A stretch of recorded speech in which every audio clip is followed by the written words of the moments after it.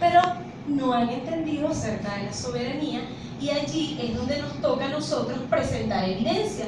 Y por eso durante todo el mes de abril estuvimos hablando acerca de 3 evidencias: creación, Jesucristo y las escrituras. Pero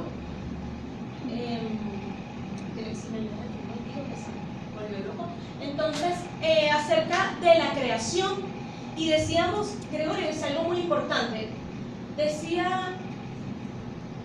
Dijimos que habían varios tipos de evidencias: históricas, científicas, las seculares, ¿ok? Y él presentaba una evidencia muy importante que a mí me llamó mucho la atención, y por eso lo rescato hoy en la mañana. Y él decía, cuando uno le dice cosas que son de otro país, ¿verdad? O investigaciones así como la NASA, uno, wow, ahí sí lo creemos, ¿verdad que sí? Porque es que lo dice la NASA. Y él traía un estudio que hicieron los científicos de National Geographic. ¿Ah? ¿Quién ha visto esos programas que uno se queda?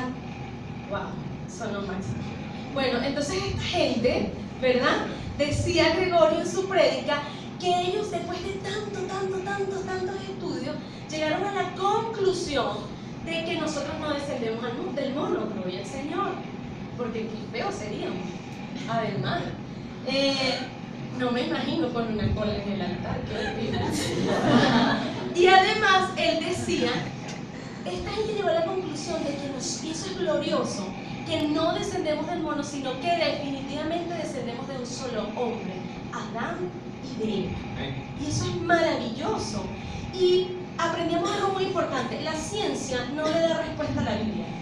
Eso es algo que nosotros debemos aprender. La Biblia, ellos vienen a consultar en nuestra amada Biblia a ver si eso es verdad. Y eso también es maravilloso. Y decía una evidencia bíblica que a mí me encanta muchísimo, y dice: Él es la imagen del Dios invisible, el primogénito de toda la creación, porque en Él fueron creadas todas las cosas, las que hay en los cielos, las que hay en la tierra, visibles e invisibles, sean tronos, sean dominios, sean principados, sean potestades. Todo fue creado por medio de Él y para Él. Amén y amén. Y esta es una evidencia que nosotros debemos recordar con mucha pasión. Yo la leo y yo digo, wow, toda la creación, los cielos, la tierra, todo, no hay duda. Este versículo en Colosenses 1 nos deja como que, sin duda alguna, de creer que verdaderamente Él es el creador. Y luego pasamos a la evidencia hablando de Jesucristo. Y esto nos encantó muchísimo porque decíamos, Él no es un mito, Él no es una fábula, ¿ok? Llegamos a la conclusión de que Él no es una leyenda, y que aquellos que sí creen, que Juan, Pablo, que todos esos apóstoles que le acompañaron, ¿usted sí cree que existen? Amén. ¿Sí creen? Amén. Entonces, si creemos, es demasiado imposible negar que Jesucristo no estuvo, porque ellos fueron los testigos oculares, los que lo vieron caminar y dijeron, Él existió y Él es por los siglos de los siglos. Amén. Entonces decíamos, hay que negar toda la historia, hay que negar todos los que fueron testigos de que Él existió, tenemos que borrarla. Y eso dijimos, es imposible. Pero paralelamente a esto, yo quise rescatar un versículo, una evidencia, porque no solo Jesucristo nació, no solamente caminó, no solamente murió en esa cruz, sino que lo más glorioso y lo que hoy nos anima y nos da vida para decir vale la pena venir a la iglesia es porque resucitó. Amén. Y este pasaje me gusta muchísimo porque además eran mujeres, y dice en Mateo 28, entonces ellas, saliendo del sepulcro con temor y gran gozo, fueron corriendo a dar las buenas nuevas a sus discípulos. Y mientras iban a dar las buenas nuevas a sus discípulos, he aquí Jesús les salió al encuentro diciendo, salve. Y ellas, acercándose, abrazaron sus pies y le adoraron. Entonces Jesús les dijo, no temáis, id y dad las buenas nuevas a mis hermanos, para que vayan a Galilea, y allí me verá. Y eso es glorioso, porque realmente podemos decir, no sé qué hoy en la tumba, no. Le dijo, vayan y den las buenas nuevas, porque aquí estoy. Yo soy el que soy. Vayan y den las buenas nuevas, porque allí me verán. Y la tercera evidencia con la cual nosotros estuvimos hace 2 semanas fue acerca de la deidad. Ya nos pasamos creación, Jesucristo, y ahora vamos a hablar de la deidad. Y el pro nos decía, hay un poco de grupos que dicen que no creen, grupos heréticos que pues niegan la deidad de nuestro Señor Jesucristo, como el gnosticismo, que decía que habían 2 dioses, uno del Nuevo Testamento y uno del Antiguo Testamento, y que del Antiguo Testamento era el Dios malo, firme, ¿verdad? Decía, pero que el Dios bueno estaba en el Nuevo Testamento, misericordioso, lleno de gloria, de bondad y amor, y que había algo bien interesante, porque cuando leímos el texto de Juan 10, 30-33 decía, yo y el Padre uno somos. Y es algo tan hermoso, uno somos. Y él mismo daba testimonio de que era así. Y él mostraba un cuadro que no sé si lo recuerdan, yo no lo traje, pero decía, al menos habían 11 profecías que él rescató, que habían en el Antiguo Testamento y que las vemos que se cumplieron en el Nuevo Testamento. Y paralelamente a esto decíamos, hay un trilema. Concluíamos ese día, hay un trilema. O era un lunático, o Jesucristo era un mentiroso, o él era el Señor de la vida.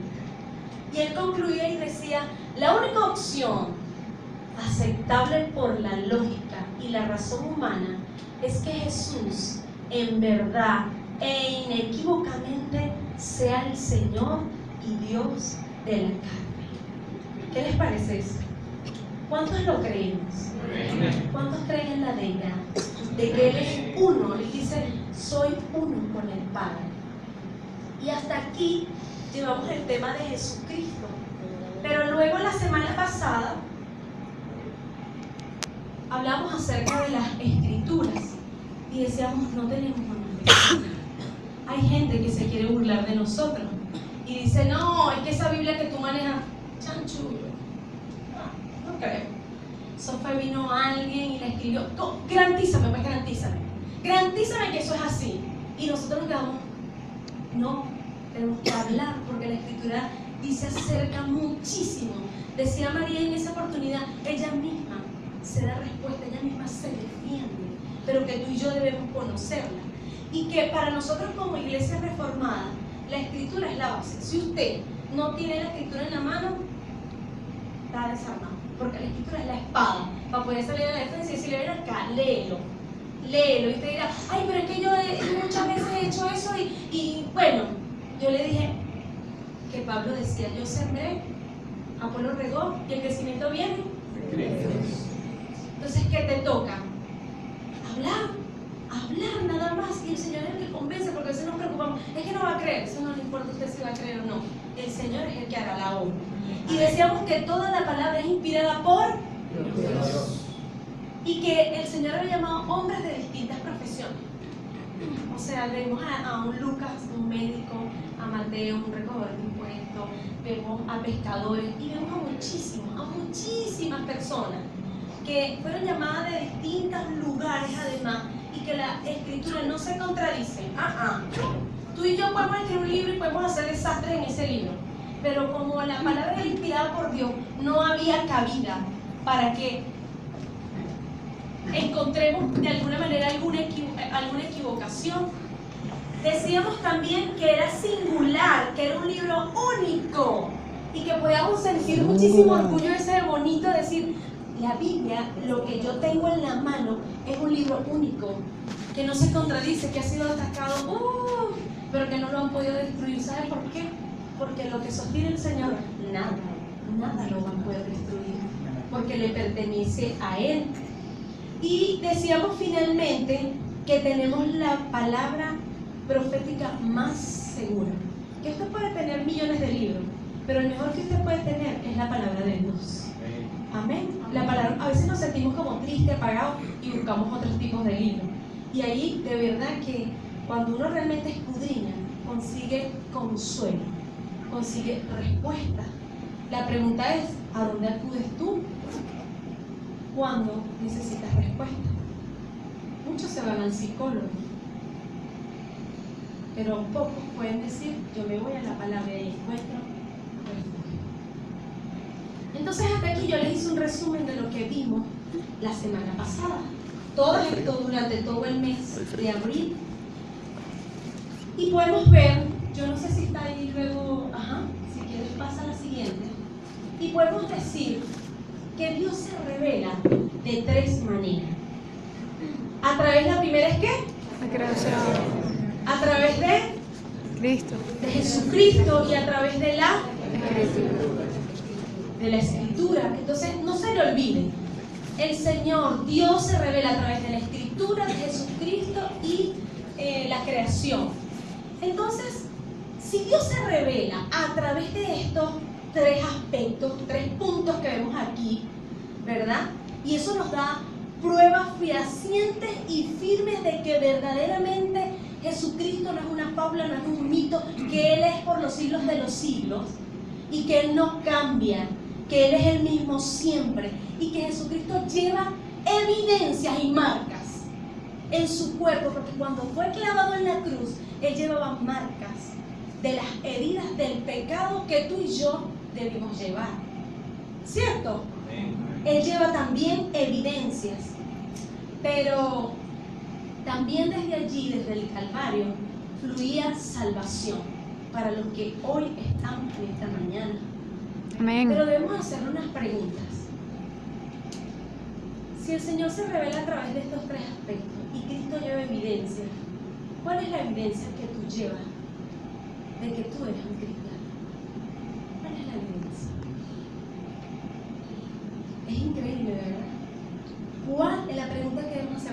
¿Cuál es la marca de Jesucristo que llevas como evidencia en tu vida? Yo te voy a compartir una evidencia, porque el Señor no nos deja.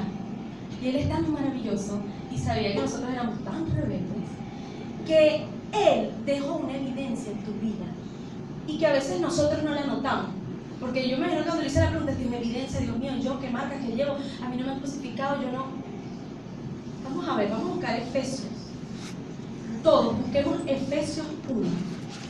Y allí vamos a encontrar una hermosa evidencia que Dios ha dejado en nuestra vida. Yo tengo que confesar que cada vez que busco Efesios no lo encuentro. No sé por qué. Efesios, todos tenemos Efesios 1:14. Aunque vamos a leer el 13. A mí me encanta esta evidencia. Dice, en él también vosotros, habiendo oído la palabra de verdad, el evangelio de vuestra salvación, y habiendo creído en él, fuiste sellado con el Espíritu Santo de la promesa, que es las arras de nuestra herencia hasta la redención de la posición adquirida para alabanza de su gloria. Gloria a Dios, que nos dejó tremenda evidencia en nuestra vida. Un sello, cuando usted tiene ganado, ojalá, ¿verdad? Pero usted ve y tiene una marca, ¿verdad? Chas, marcado porque esa es propiedad. Entonces el Espíritu Santo viene a ser el sello que Dios pone a todos los hijos que Él ha adoptado como su hijo. La pregunta es, ¿cómo está esa evidencia en mi vida? Tenemos el Espíritu Santo de Dios, ¿verdad? Y cuando Jesucristo, antes de partir, tan hermoso, ¿verdad? Yo me imagino que era tremendo amigo, porque dijo, relax, está tranquilo, es necesario que yo me vaya para que venga a vosotros el Consolador. Y el Espíritu Santo tiene una función maravillosa que está en Juan 8, ya les voy a validar el texto. Me volví a perder con esta, ahí para que Juan 16:8, y dice que el Espíritu Santo nos va a guiar y nos va a convencer de toda justicia, pecado y verdad. Pero ¿qué pasa cuando el Espíritu Santo nos guía? No.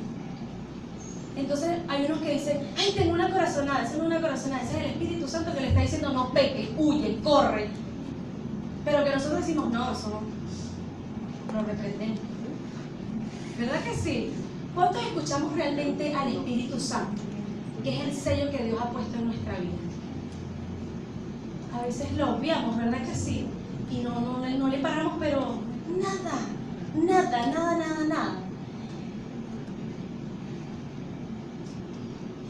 amor, ¿me puedes pasar el agua? Acuérdense que estamos en vivo. No pasa.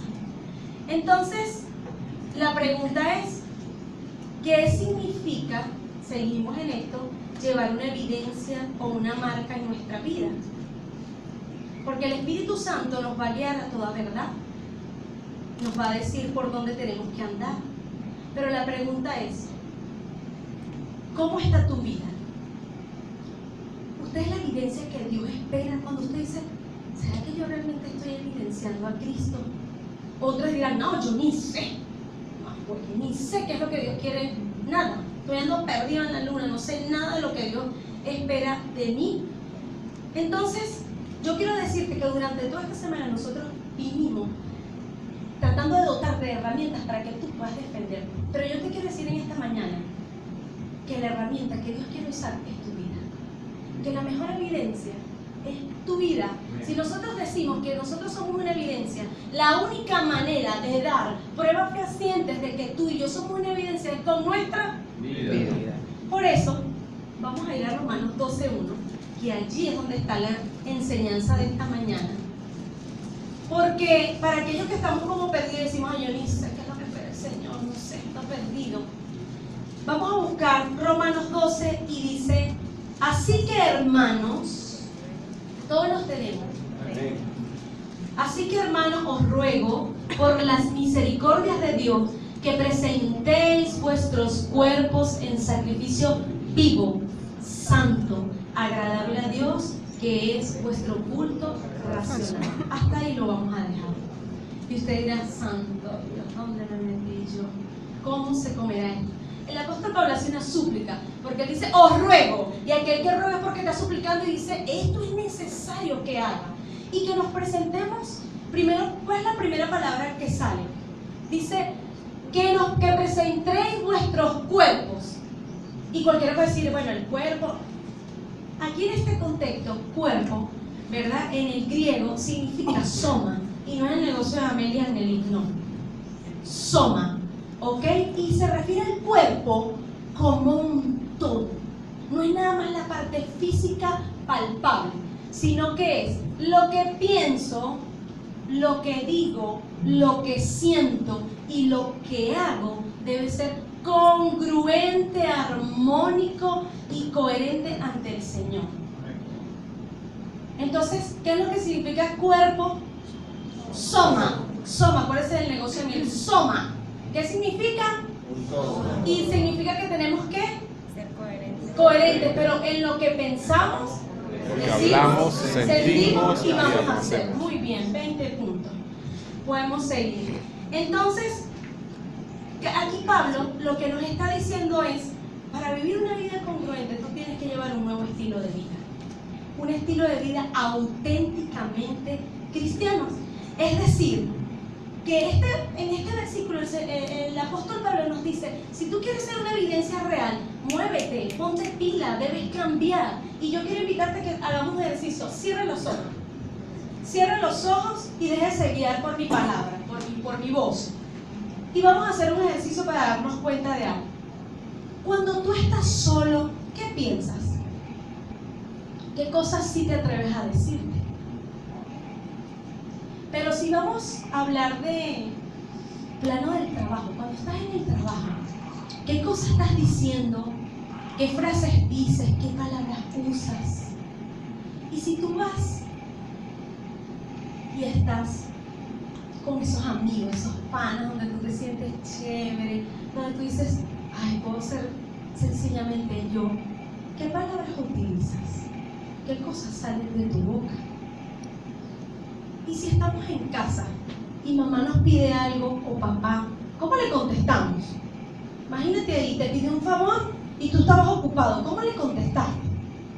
O si tus hijos te piden algo y te llaman, ¿cómo le respondes? O tal vez ni respondes. Pero si estamos en la iglesia y abren ese portón y dicen buenos días, bienvenido, ¿cómo es tu rostro? Y si te dicen ayúdame en esto, ¿de qué manera respondes? Podemos abrir nuestros ojos. Y la pregunta es, ¿nos comportamos igual en todos estos lugares? ¿Con toda la sinceridad? No. Usted. No, ¿verdad que no? Somos distintos porque nos cuidamos. Decimos, no, aquí yo no puedo comportarme de esa manera. Pero el apóstol Pablo dice que tiene que ser en todo. No algunas veces, no en algunos momentos, sino que en todos. Entonces, el primer requisito que sale luego de que somos conscientes de que tenemos que ser igual en todas partes, él nos dice, debes presentarte como sacrificio santo. Y usted dirá, naguará, sacrificio, eso me llega al Nuevo Testamento, tengo que morir, ¿qué tengo que hacer?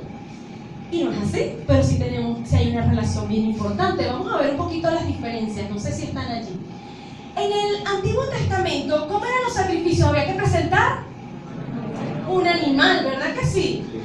Y entonces en el Antiguo Testamento implicaba un sacrificio de un animal, pero en el Nuevo Testamento, cuando Pablo dice, os ruego que presentéis vuestros cuerpos en sacrificio vivo, entonces está pidiendo que seamos nosotros. Y luego dice, en el Antiguo Testamento implicaba muerte, pero aquí como es con tu vida, es diario. Ahora decía, lo presentaba, era un sacerdote.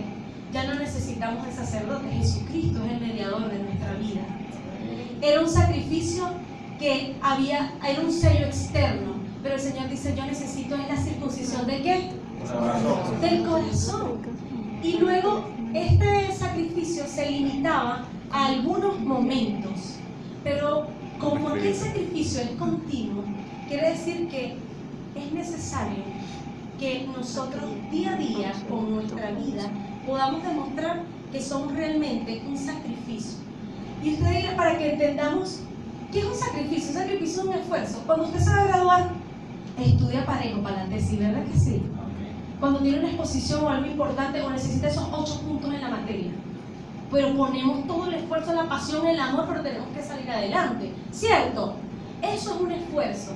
Entonces, en este contexto, el esfuerzo lo vamos a asociar a la palabra servicio, porque si nosotros vamos a demostrar con nuestra vida que somos un sacrificio vivo, no hay una manera de demostrarlo sino con lo que hacemos y con lo que decimos. Pero la pregunta es, ¿cuántas veces nosotros prestamos servicio al otro? ¿Cuántas veces tú y yo estamos pendientes de qué le falta a mi hermano? ¿Cuántas veces los adultos se acercan a los jóvenes? Que la palabra de Dios dice que ellos se cansan, que flaquean y se desmayan. ¿Cuántas veces nos acercamos para preguntarles cómo te sientes? A veces pensamos que es solo lo monetario y que necesitan y que es necesario, pero a veces solamente necesitamos que nos digan ¿cómo estás? ¿Puedo ayudarte? ¿Hay algo que yo pueda hacer por ti? ¿Con qué frecuencia nosotros lo hacemos? Y cómo los jóvenes se acercan también y dicen yo necesito ayuda. Si pudiéramos evaluarnos del 1 al 10, levante la mano y diga mi servicio es 1, 2, 3. ¿Cuánto es? Levante la mano, no me dé pena. Vamos a hacer, ya estamos aquí. ¿Ah? Si nosotros pudiéramos ponerle un número, con toda la honestidad, ¿cómo es nuestro servicio? Como ese servicio sacrificio vivo, que me doy, que me entrego, que no me importa, que yo estoy pendiente, no tengo que preguntarle, tú necesitas algo, ¿cómo estás? Vamos a acercarnos. ¿Qué número le pone usted? Vamos a evaluar. 5. Todos, a la cuenta de 3 levantamos la mano con un número. 1, 2, 3. 4, 3, 2. Hay mucha sinceridad en esta mañana, gloria a Dios. Y es así. Qué bueno que nosotros, porque de verdad que esta prédica también es para que nos evalúen, porque realmente, el hermano aquí en la mañana decía, estoy preocupada por los jóvenes, estamos preocupados por los jóvenes, porque la Biblia dice que ellos se van a desmayar. y ellos necesitan de nuestra ayuda. ¿Cuántos emprendedores hay aquí? ¿Cuántas veces han sentido que no vale la pena? Que ya no pueden más. Mucho, ¿verdad que sí? Que uno puede decir, ya, Juan, ¿cómo te sientes tú con esos jugos? Vendiendo parejo, ¿verdad? Gloria a Dios, ¿verdad? A uno nos va bien, a otro nos va regular, otro no nos puede sacar la página. Y así vamos, ¿verdad? Pero es una automotivación y a veces necesitamos de gente. Hay gente con tantos dones y talentos que hay gente que hace dos cosas con los dones. Se retrae y no dice nada. Y hay gente que tiene tantos talentos, pero está tan ocupado que no los puede poner al servicio. Sino que dice, no, es que yo estoy demasiado ocupado. Es que mi vida es tan complicada que yo no puedo ayudar. Y hay gente que necesita. Yo le conversaba con él y le decía, hay tanto talento en la iglesia que si todos levantáramos la voz para decir, mira, yo hago esto, yo sé esto, y nos pudiéramos ayudar entre todos, fuera distinto. Nos lleváramos las cargas unos a los otros de manera menos, porque hay gente que dice, tengo el talento, pero yo no sé cómo desarrollarlo. Hay gente que dice, yo tengo la idea, pero yo no sé cómo avanzar. Y eso es una gran preocupación. Y hay gente que aquí sí sabe que el Señor le ha dado capacidad para decir, muévete por aquí, hazlo aquí, yo tengo un amigo, muévete aquí. Y eso me llegaba a recordar porque le digo a mira, yo no sé hacer nada con el tema del pasaporte. Le puedes decir, vamos a llamar a Irving, me dijo. Irving de una vez fue para la casa. Entonces me dice, tú no sabes, ay no, inventa la cédula, tú haces todo, yo no sé. Y entonces él empieza y hace, listo, me dice. Y yo estoy estudiando y me llama. Yo jamás pensé que él me iba a llamar. Entonces, y yo me dice, y yo, ay, ¿qué pasó? No, te llamo a ver si te llegó ya el correo. Y yo me sorprendí, y dije, sí, me llegó el correo, gracias por estar pendiente. Y él no sabe que esa es una manera también de servir, ¿verdad que sí? A mí no perdió, yo tenía exactamente como 2 meses y medio intentando que alguien me ayudara, pero yo no había pedido ayuda tampoco, sino hasta que ya estaba ahogada y dije, no, yo tengo que hacer algo por mí y pedir auxilio. Y la invitación es que hable, diga, vamos a ayudar. Amén. ¿Cuántos están dispuestos a ayudar? Amén. ¿Cuántos tienen talento? Que digan, yo lo pongo al servicio, yo sé cómo hacerlo. Hay gente que estamos abajo de un vaso de agua y no nos damos cuenta que hay alguien que nos puede ayudar. Y la Biblia dice que la lengua hable lo que conviene, ¿verdad? Que la cerremos del mal. Y dice que las manos no toquen lo ilícito. Y dice que nuestros ojos se cierren para no mirar lo que no conviene. Y eso es verdad. Pero ¿saben qué? Yo les quiero invitar a que no solo la lengua no hable lo malo, sino que la lengua hable lo bueno, pero que también sus manos se muevan para ayudar y que tus ojos ya se abran para mirar la necesidad del otro. Porque está bien, ay sí, yo no miro lo malo, no, abre los ojos también para que mires lo que el otro necesita. Amén. Amén. ¿Cuántos estamos dispuestos? Amén. Necesitamos ayuda y a veces ponemos el juicio, es que no se lo merece. ¿Para qué? Si yo tantas veces que le he dicho y no arranca. O a veces tenemos y decimos como dice Proverbios. Miren lo que dice Proverbios 3. No te niegues a hacer el bien a quien es debido, cuando tuvieres poder para hacerlo. No niegues a tu prójimo y no le digas, anda y vuelve, yo mañana te daré, porque es pecado. Esto me hace acordar algo que dijo José Lau, porque cuando leímos esto digo, ay Dios mío, estoy en pecado. Porque yo tenía una plata y no la presté, que por cierto después la presté y no se la pagaron. Pero bueno, el Señor obra y Él sabe y lo bendice de otra manera. Y Gálatas decía, para aquellos que ponemos en la mente y decimos, no, es que para qué, es que no se lo merece, es que usted no se merece la salvación y aquí estamos, que es lo más grande. Y decía, Gálatas 6:9 al 10 dice, no nos cansemos pues de hacer el bien, porque en el tiempo de Dios segaremos si no desmayamos. Así que, según tengas oportunidad, hagamos bien a todos y mayormente a los de la familia de la fe. Entonces eso yo quiero que tú lo atesores en tu corazón. Cuando ves a tu hermano, y usted no se va a enterar de las necesidades si usted no se acerca a hablar. Si usted no se acerca a preguntarle cómo te sientes en lo básico, y de ahí se desprenden las conversaciones. Y cuando tengas, no cierres, abre. Más bienaventurado es dar que recibir. Y hasta aquí vemos el tema. ¿Ves que el sacrificio vivo no es tan difícil? Pero tenemos que ejercer la voluntad. Y luego vemos el segundo punto, ¿verdad? Todo esto entendemos que el sacrificio vivo lo hacemos con la mente con lo que decimos y con el corazón y con lo que hacemos. Pero también dice que nosotros somos sacrificios santos. Y usted dice, ay, santo, eso es tan difícil. Santo, santo, santo Dios.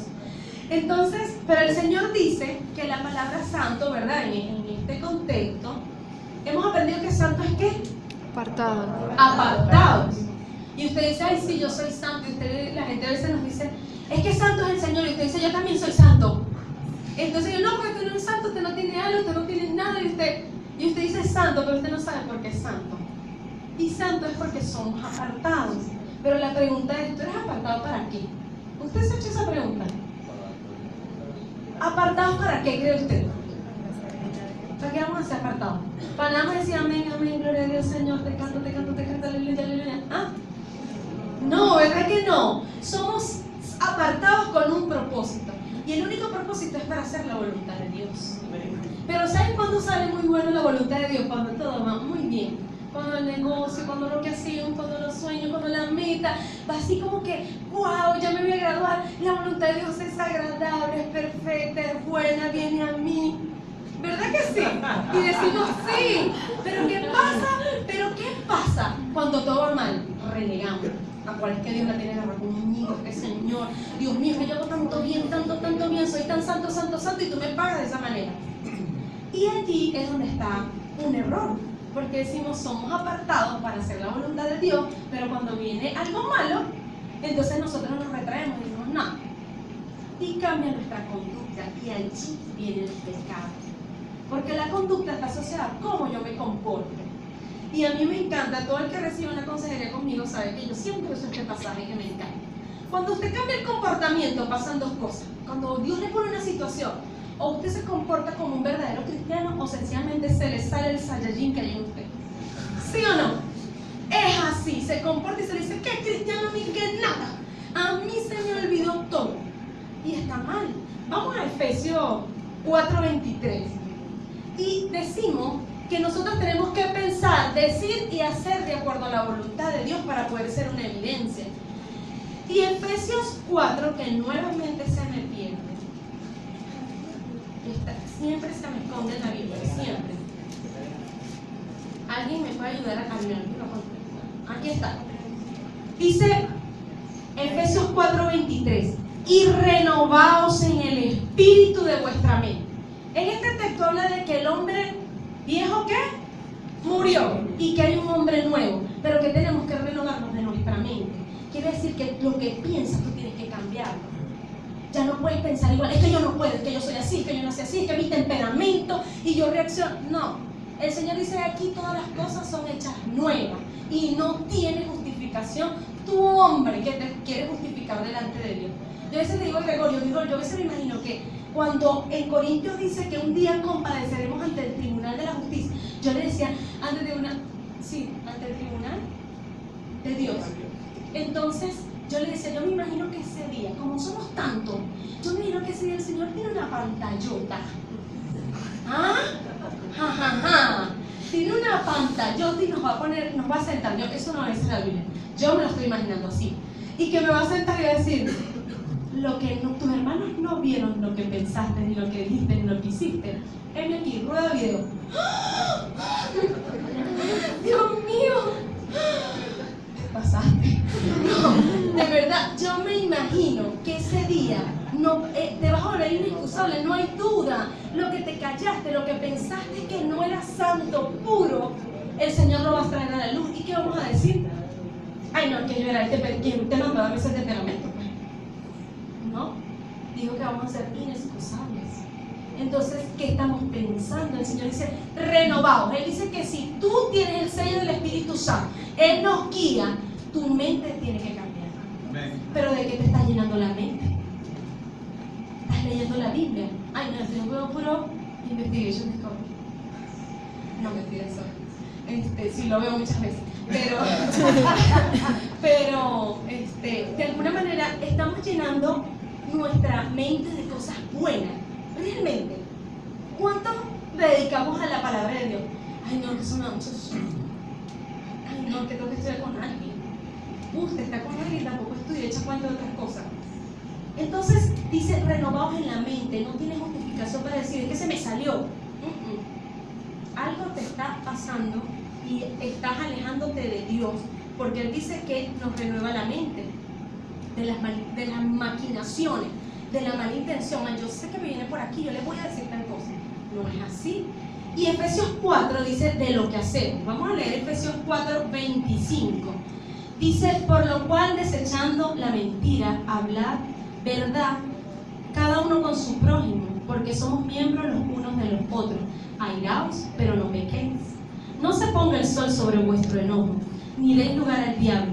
El que hurte no hurte más, sino que trabaje haciendo con sus manos lo que es bueno, para que tenga que compartir con el que padece necesidad. Entonces, esto me llevaba a una historia, no sé si me puedes nuevamente ayudar aquí, o se las puedo parafrasear. No sé si me dejan los dos textos abiertos. Dice, yo siempre luchaba con el tema de la ira, y este señor que está aquí me obligaba y me decía, tenemos que resolver, y yo, no, me picaba todo esto, y decía, no quiero, y él decía, tenemos que resolver, porque la palabra de Dios dice, el sol no se ponga sobre vuestro enojo. Pero yo estaba entronizada en el orgullo y decía, no quiero, y se sentaba conmigo al frente, aquí los dos nos vamos a quedar, y yo, no quiero. Y yo se los puedo contar ahorita porque ya los superé. Entonces es muy importante, porque decía, y yo entendí que es verdad, hay que resolver, porque cuando uno se acuesta al lado del otro y dice, ajá, y se acostó bien sabroso a dormir, y no sé qué, y empezamos a maquinar, y eso no nos trae paz. Pero también la palabra nos dice que mosca con lo que pensamos. Y dice algo bien interesante en Efesios 4. Dice, ninguna palabra corrompida salga de vuestra boca, sino la que sea buena para la necesaria edificación, a fin de dar gracias a los oyentes. Y esto es algo muy importante, porque a veces decimos cosas que no convienen. Y dice, tienes que no solamente pensar, decir y hacer, sino también ninguna palabra corrompida. Es que no puedo, es que ustedes hacen que yo pierda el control. No puede ser así. Dice que el Señor nos ha dado un espíritu, ¿verdad? Sujeto, que sujetemos todas nuestras emociones al Señor. Y yo quiero compartirles esto porque yo dije, esto a mí me pasaba, pero me siento también de haberlo superado. Porque ¿cuántos cuando viene ese semáforo y ya tú vienes cerca y vienes a por ahí se pone en rojo? Yo sentía que me iba a morir. Yo, Dios mío, todo está contra mí, todos los semáforos están en rojo, manejo yo rojo, lo agarro y está en verde, pero ¿por qué? Y yo decía, es que la prueba tiene que ser contigo.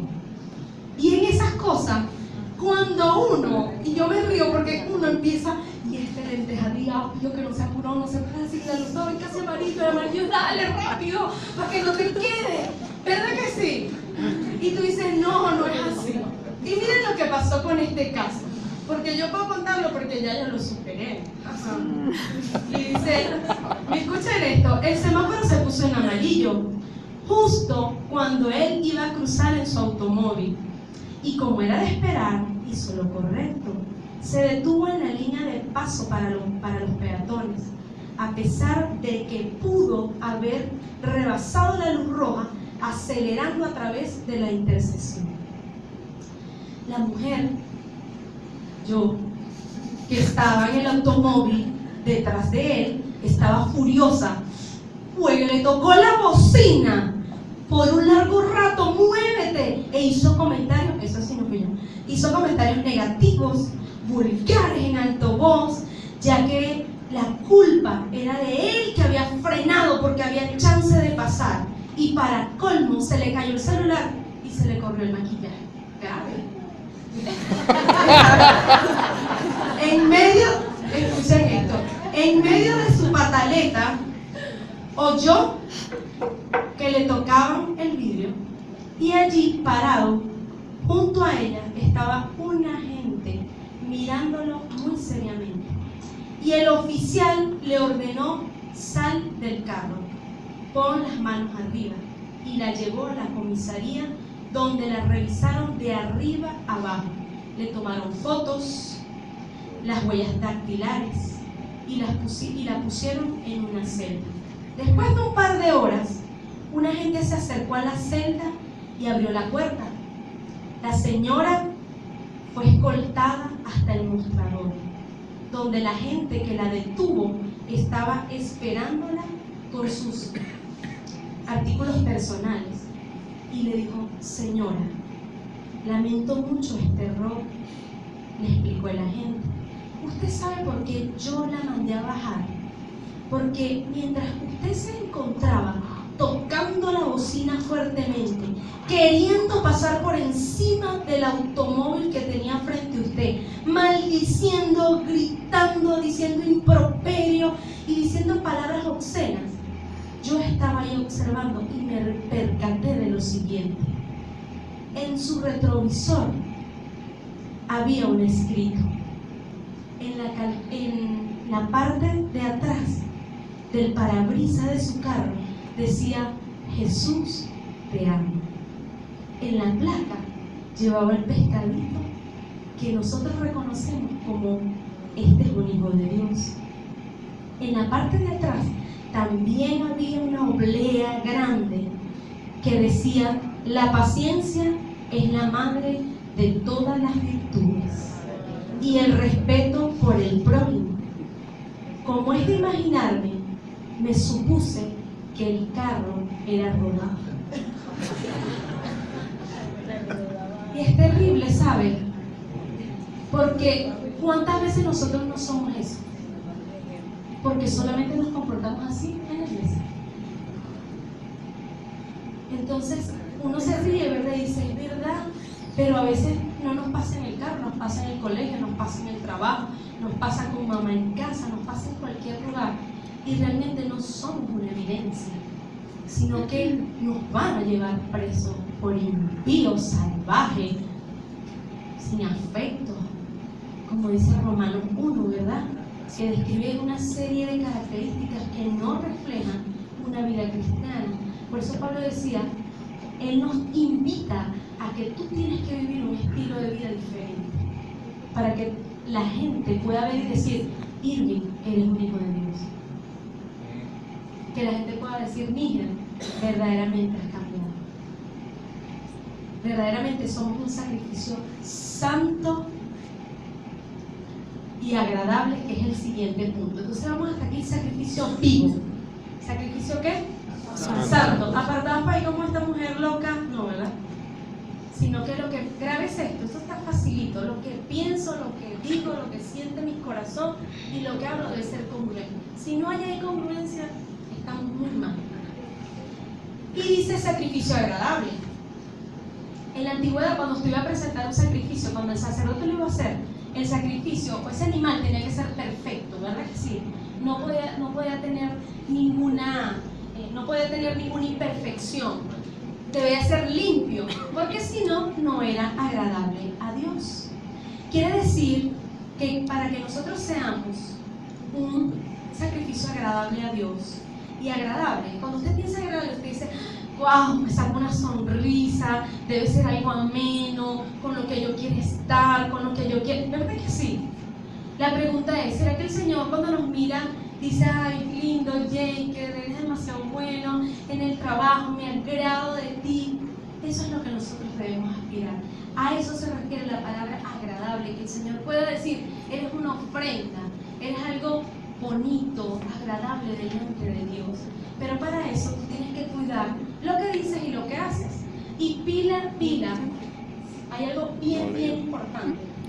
Ya yo les voy a decir, porque usted puede decir: bueno, pero ¿cuándo sé yo que soy un sacrificio agradable? Usted es un sacrificio agradable cuando usted es capaz de pasar por alto la ofensa y perdonar, porque allí usted mata su orgullo. Cuando por encima de las necesidades usted se atreve a ayudar a otro. Cuando amamos realmente de hecho y de verdad. Cuando a pesar de las diferencias yo abrazo a mi hermano, no me importa si él pecó contra mí, yo vengo y lo abrazo. Cuando veo en la cara del otro una alegría porque puede suplir la necesidad. Y yo conversaba con una persona esta semana y me decía: no he sentido mayor satisfacción de poder, cuando vi a mi hermano que le di algo que necesitaba y ver su rostro que se iluminaba, para mí fue el mejor momento. Cuando me doy cuenta que es mejor perder el argumento que tener la razón y perder una relación, que es mejor vivir y hacer feliz al otro, que es poder ser un buen hijo a pesar de que mamá y papá no sean los mejores, no importa cómo sean. Y cuando los que están casados, los que tienen familia, y aun cuando los que vengan solos puedan decir, yo en mi casa serviremos al Señor.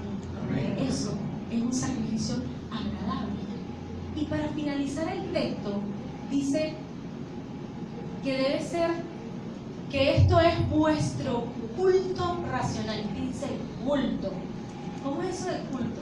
Bueno, aquí esta palabra culto proviene del griego latreia, que significa servicio a Dios. Y racional proviene del griego lógicos, perteneciente a la facultad de la razón, coherente y razonable. Ya se lo voy a explicar. Cuando nosotros unimos estas dos palabras y dice, cuando eres capaz de presentar tu cuerpo a Dios como un sacrificio vivo, santo, agradable, que es lo que te conviene, que es el culto racional, verdaderamente este es el servicio a Dios.